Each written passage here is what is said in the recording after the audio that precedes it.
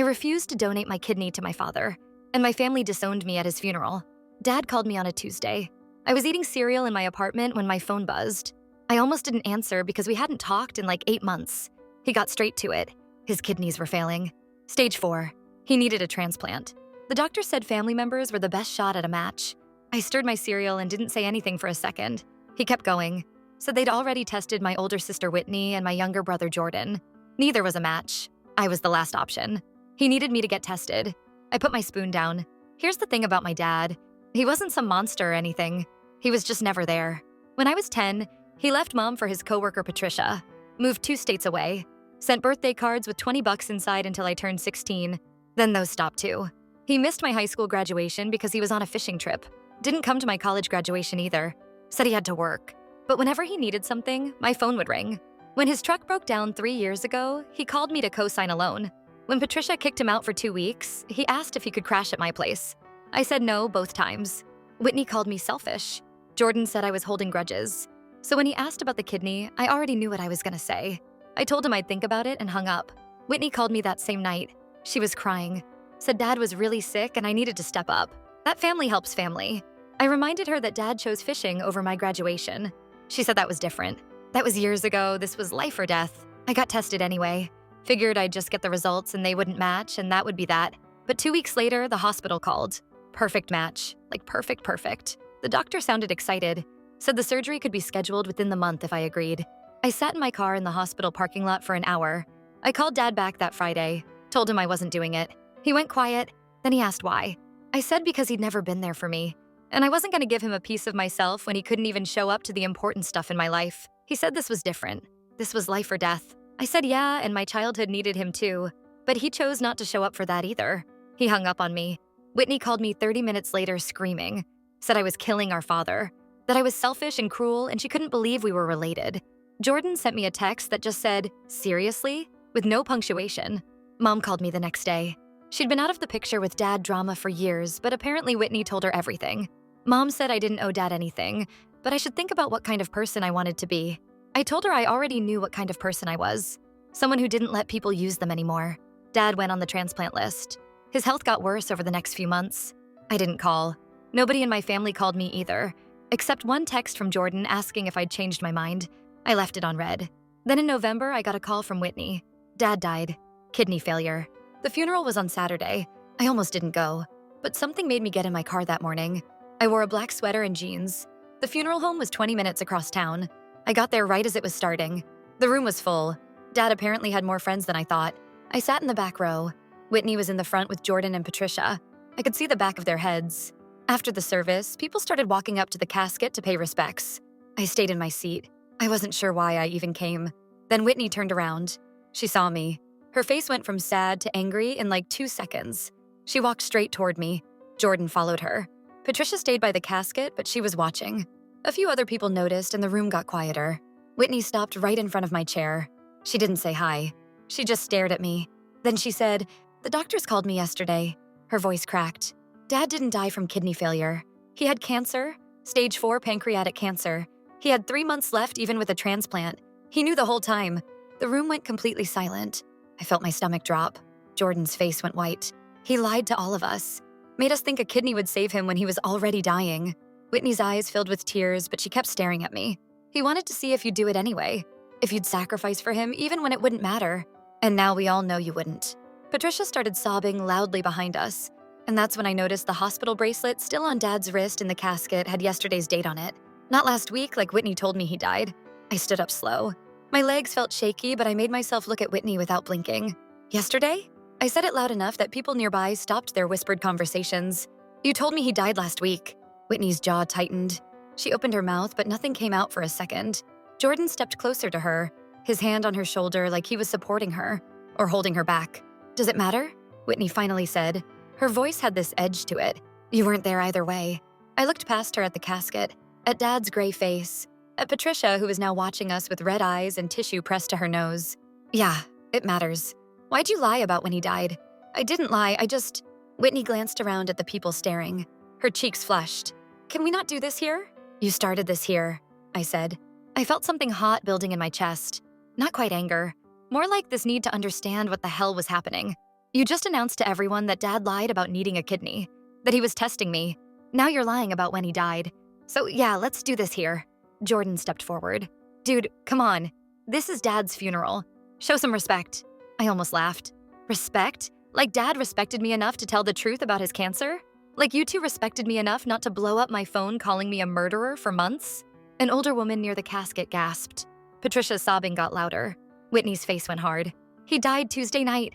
I called you Wednesday. What difference does it make? You said he died last Wednesday, as in over a week ago. I pulled out my phone and found her text. Showed it to her. Right here. Dad passed last Wednesday. Funeral is Saturday. She looked at the screen. Her face went pale. That was a mistake. I meant he passed Wednesday, as in 2 days ago. Bullshit. The word came out harder than I meant it to. You said last Wednesday because that would mean he died right after my last conversation with Jordan, when Jordan texted asking if I'd changed my mind about the kidney. You wanted me to think my refusal killed him that same week. The room was dead silent now. Even Patricia had stopped crying. Whitney's eyes were shiny with tears, but her voice stayed steady. You don't know what you're talking about? Then tell me. When did Dad find out about the cancer? Because the way you made it sound just now, he knew the whole time, before he even called me asking for the kidney. She didn't answer, just looked at Jordan. He wouldn't meet my eyes. He knew, Patricia said from behind us. Her voice was thick from crying. He got the cancer diagnosis in April, 2 months before he called you. Everything stopped. I stared at Patricia. She was looking right at me now, tissue still pressed to her face. What? Whitney spun around.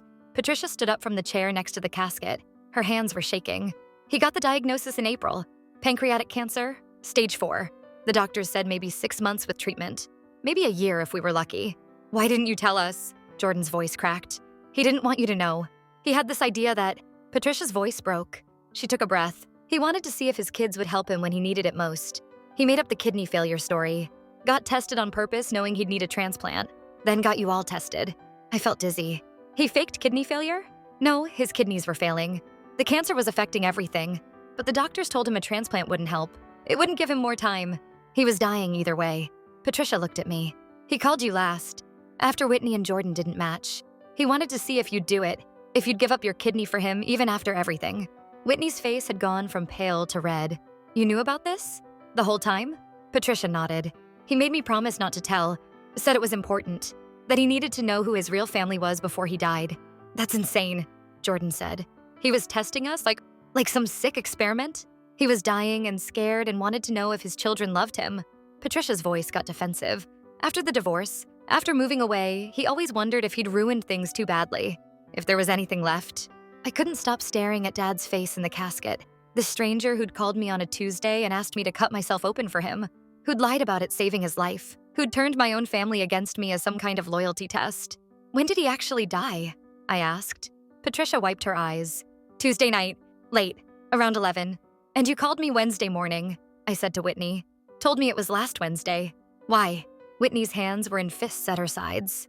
Because I was angry, okay? Dad spent his last month talking about you. About how you refused to help.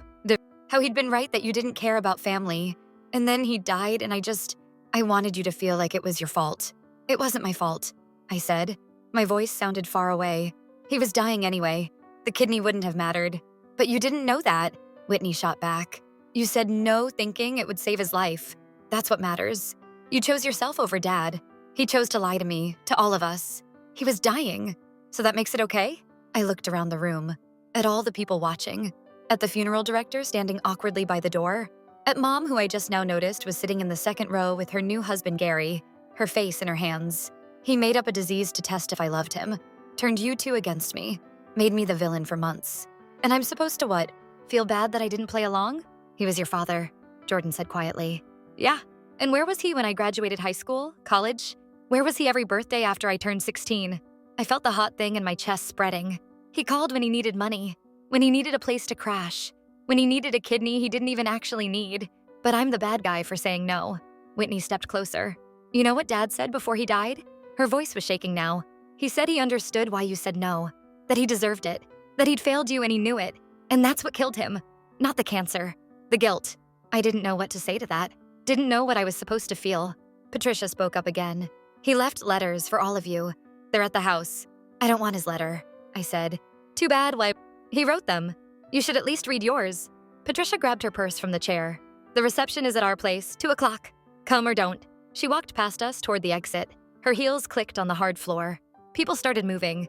The spell broke. Low conversations started up. I saw Mom walking toward me, but I turned and headed for the side door, pushed out into the cold November air.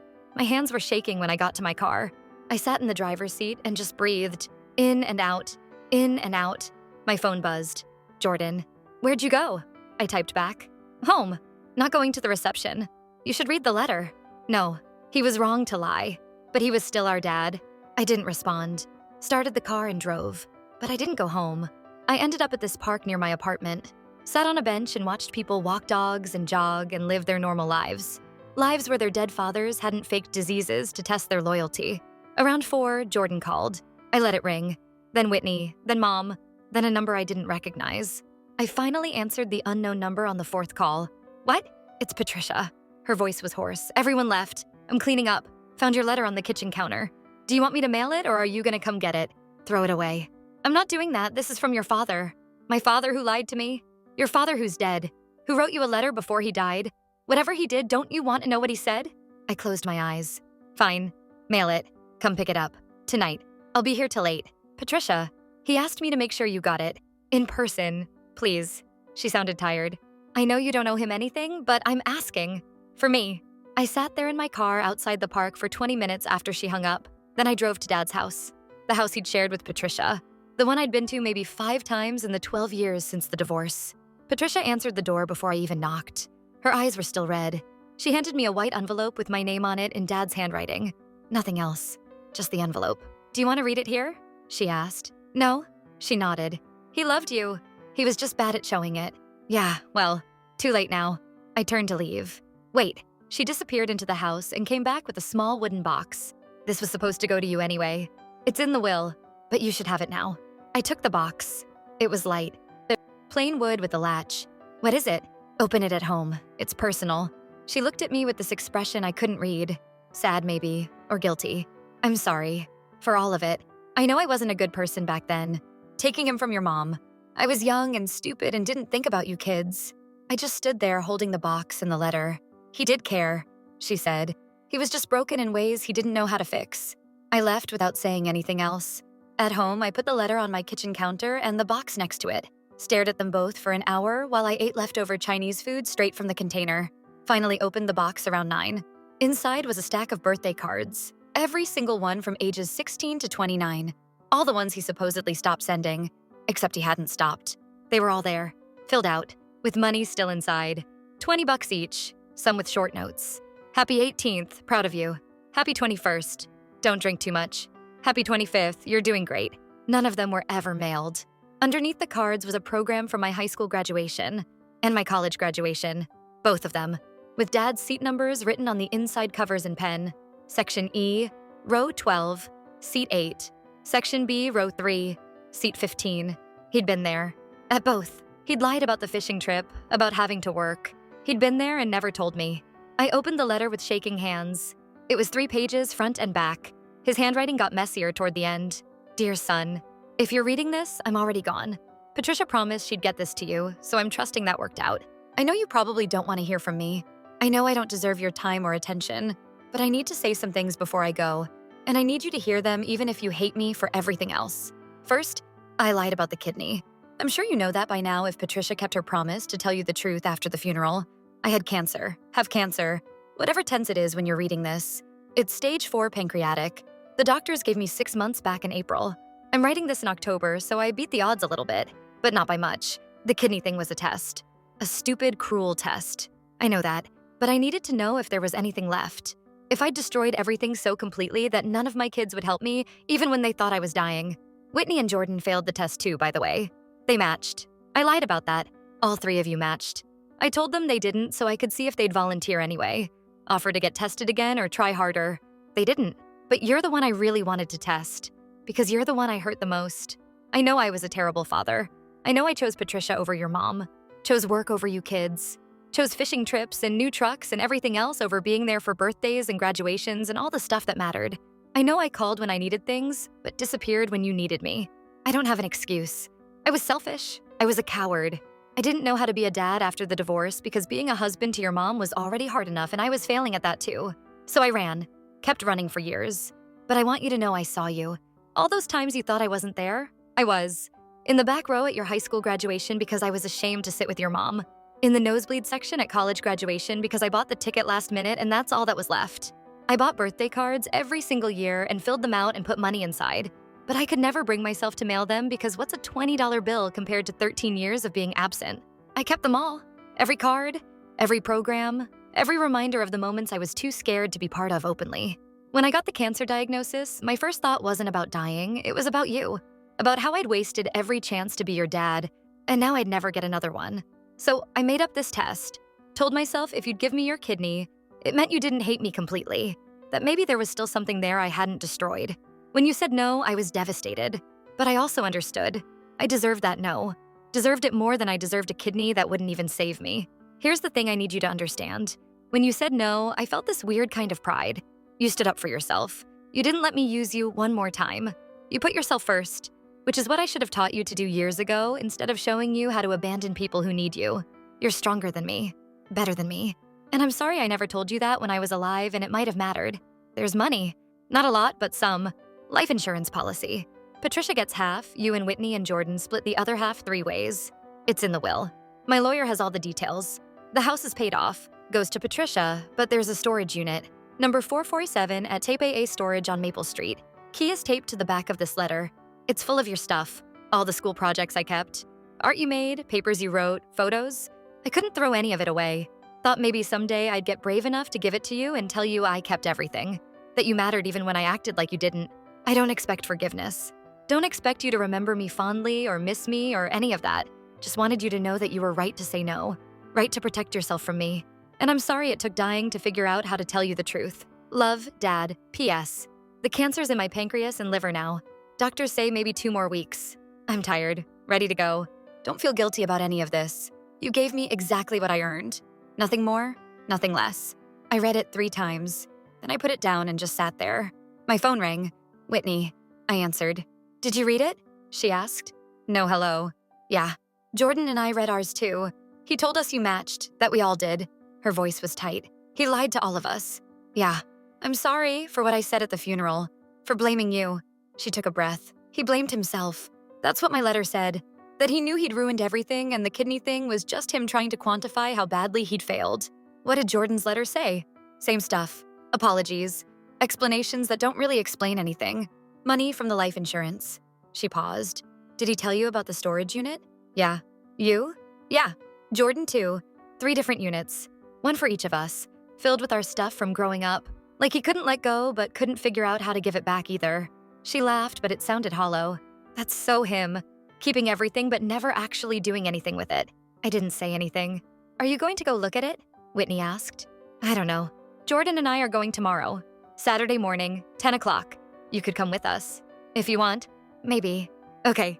She was quiet for a second. I really am sorry. For everything. For not listening when you tried to tell me Dad wasn't there for you. For making you the villain. It's fine. It's not fine. But thank you for saying that. She hung up. I looked at the letter again. At the key taped to the back. Small silver key with a yellow tag. 447. Saturday morning.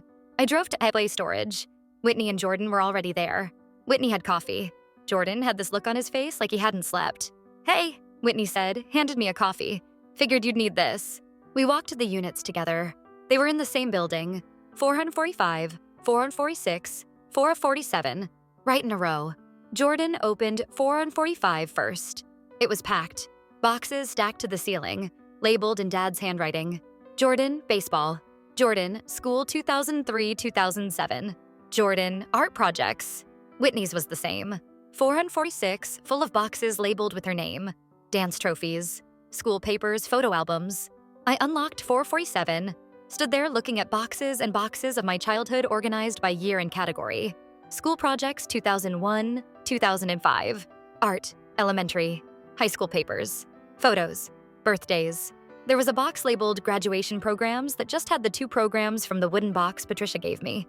Another labeled unsent cards, with what looked like dozens more birthday cards beyond the ones I'd already seen. This is insane, Jordan said from behind me. He was looking into my unit. He kept everything. Whitney was in her unit pulling out a box of her old dance recital costumes. Why didn't he just give this stuff to us? Why lock it away? I picked up a box labeled Art, age 10, opened it. Inside were drawings I'd done in 4th grade, a clay sculpture of a dog, a painting of our old house before the divorce. Every single thing I'd made that year, apparently. He didn't know how, I said. Didn't know how to give it back without admitting he'd been keeping it, that he'd been paying attention even when he acted like he wasn't. We spent 3 hours going through the units. Didn't take anything, just looked. Opened boxes and found pieces of our childhoods preserved like museum exhibits. Jordan found a box in his unit labeled Letters to Jordan I Never Sent. Inside were dozens of letters, all sealed in envelopes, all addressed to Jordan at Mom's house. All never mailed. Whitney found the same in hers. Letters to Whitney I Never Sent.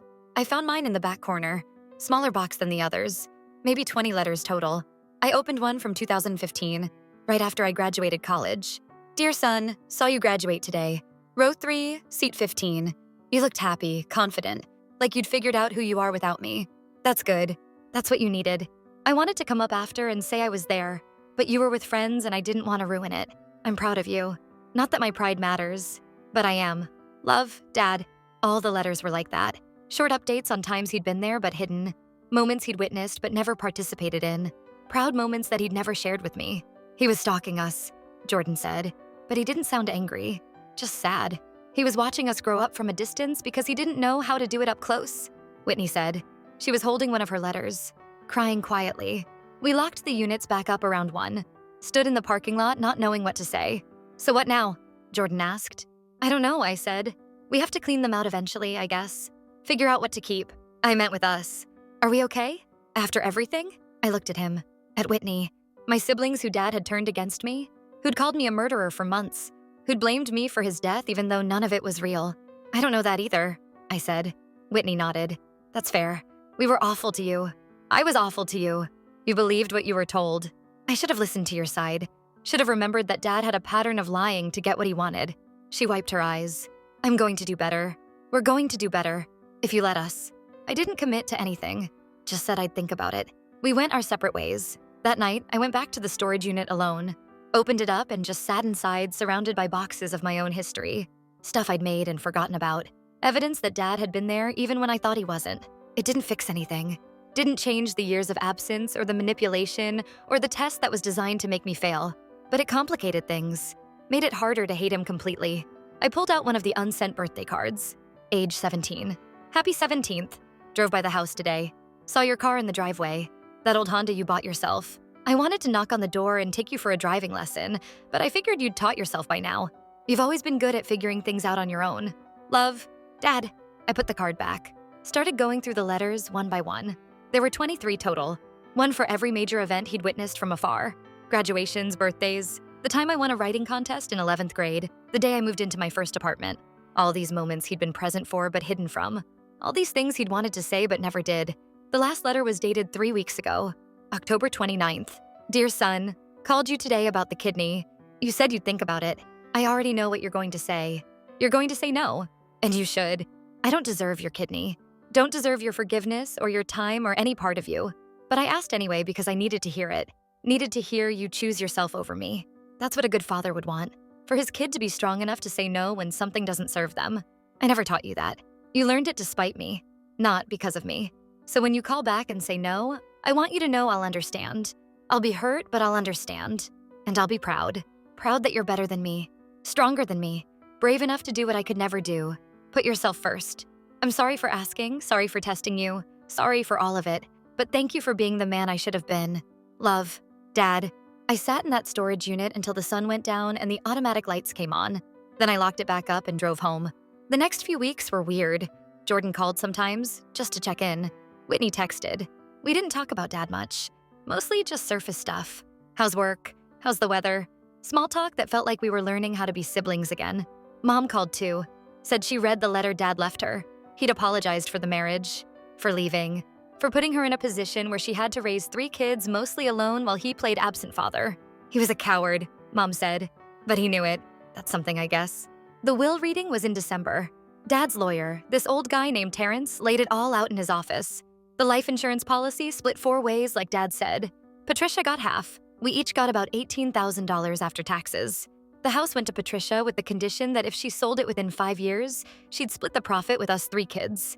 Then Terrence pulled out 3 more envelopes, sealed, one for each of us. Your father left these with instructions to give them to you after you'd had time to process his death. His words, not mine. Terrence slid them across the table. He was very specific that I wait at least a month after the funeral. I opened mine in my car. Single page this time. Dear son, if you're reading this, you've read the other letter, seen the storage unit, maybe started to understand that I was there more than you thought, just never in the way you needed. I have one more thing to tell you. The kidney test wasn't just about seeing if you do it. It was about giving you permission to say no to me. Your whole life, I took and took. Your childhood, your trust, your respect. And you gave and gave because that's what kids do. They love their parents even when their parents don't deserve it. I needed you to stop. Needed you to draw a line and say enough. Needed to know you'd survive me. That you wouldn't spend your life trying to earn love from someone who should have given it freely. When you said no, I was devastated and relieved at the same time. Devastated because it confirmed what I already knew. I'd broken things beyond repair.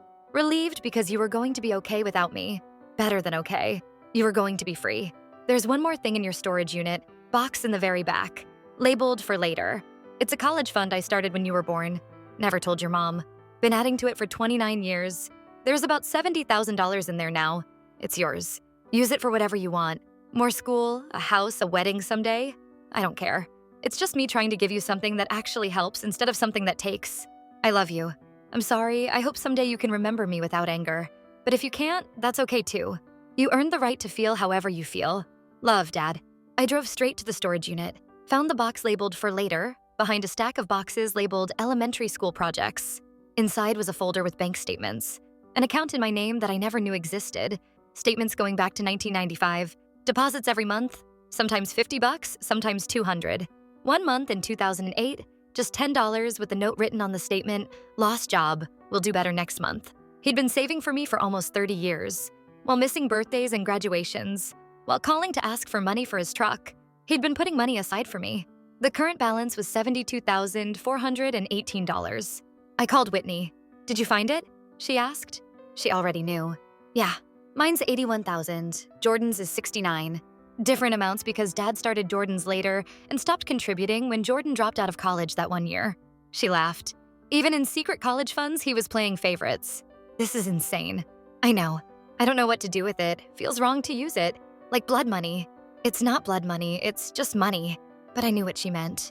That night I laid in bed and thought about everything.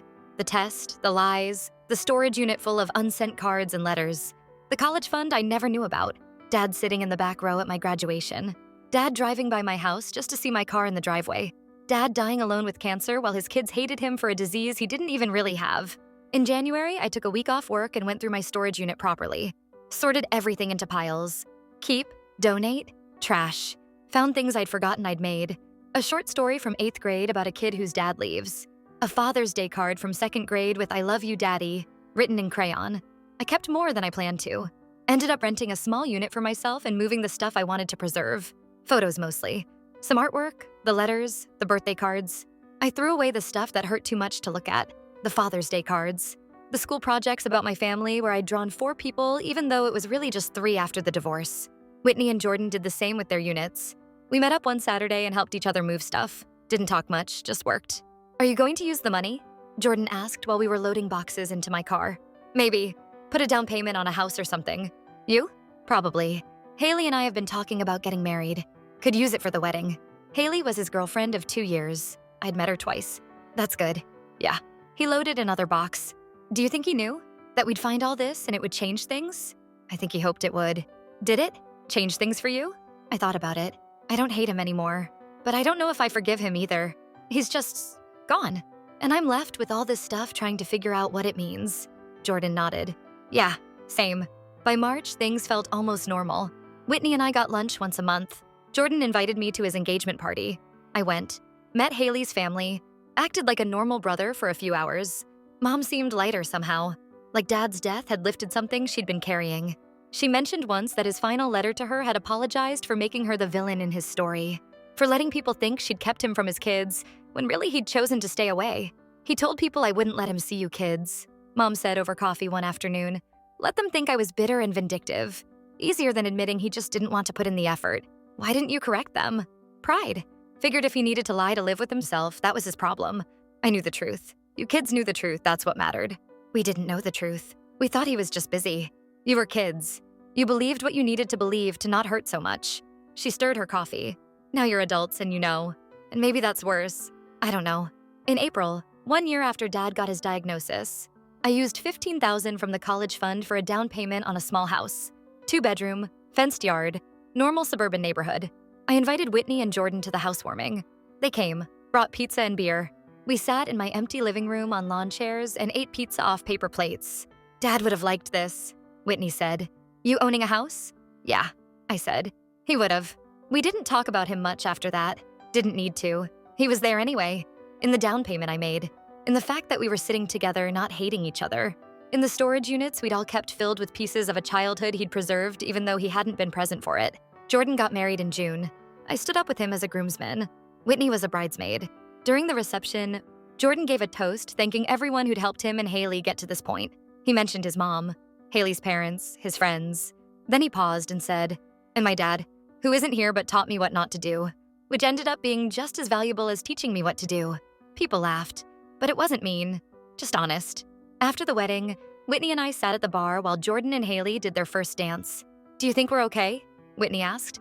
Like, actually okay? I think we're better than we were. That's not the same thing. No, it's not, but it's something. She ordered another drink. I miss him sometimes, even though he was terrible. Even though he lied about everything. I miss having a dad. Yeah, I said. Me too.